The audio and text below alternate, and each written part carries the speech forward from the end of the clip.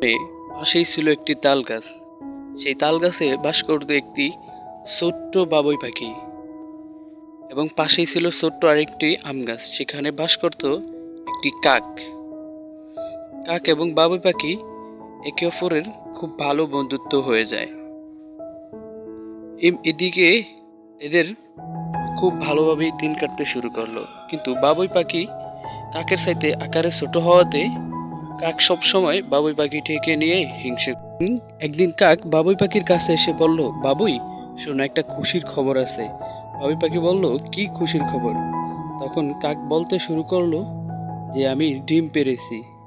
একথা শুনে বাবুই পাখিটি খুব খুশি হয় এবং কাককে বলতে শুরু করলো, বন্ধু, এটা তো খুব খুশির খবর, কিন্তু আমার একটু ভয় ভয় লাগছে তোমার ডিমগুলোকে নিয়ে। তোমার বাসাটা উচিত আরেকটু সুন্দরভাবে, আরেকটু মজবুতভাবে ভালো করে করতে। এই কথা শুনে কাক তো খুব রেগে গিয়ে বলল, তুমি ভালো বাসা বুনতে জানো, এজন্য আমাকে নিয়ে হিংসে করছো? মনে করছো আমি বাসা বুনতে জানি না? অতঃপর বাবুই বলল, না বন্ধু, আমি তো তোমার ডিমের কথা চিন্তা করি বলছি। কাক বলতে শুরু করলো, তুমি ছোট্ট একটি পাখি আর আমি তোমার সাথে অনেক বড়। একটা ঠক্কর দিয়ে তোমাকে আমি শেষ করে দিতে পারবো। তুমি আমাকে বাসা বুনতে শিখাতে এসো না। তুমি বাসা ভালো বুনতে পারো বোধহয়, তুমি আমাকে জ্ঞান দিতেছো। এই বলে একে অপরের বাসাতে চলে যায়। এদিকে কাক ডিমে তা দিতে থাকে। দেখতে দেখতে বর্ষাকাল চলে আসলো। প্রচন্ড বর্ষা শুরু হয়ে গেল। কাকটি তার ডিমে ঠিকঠাক মতো ধরে রাখতে পারছিল না, তার বাসাটা নরম হওয়াতে। এই দেখে বাবুই পাখি আর চুপ থাকতে পারলো না।